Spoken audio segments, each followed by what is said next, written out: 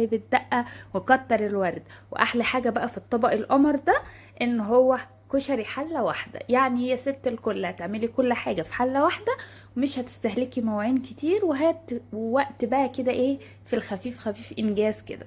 نقول بسم الله ونصلي على الرسول ونبتدي بالمقادير. اول حاجه معايا هي البصل. اقطع كده بصلتين كبار حلوين، براحتك بقى الكميه، عايزه تكتري تقللي براحتك.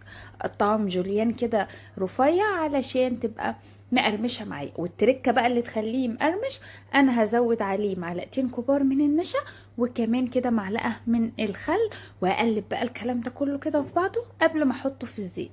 هيديله بقى قرمشه ولون تحفه، يقعد معاكي بالساعات مقرمش وزي الفل.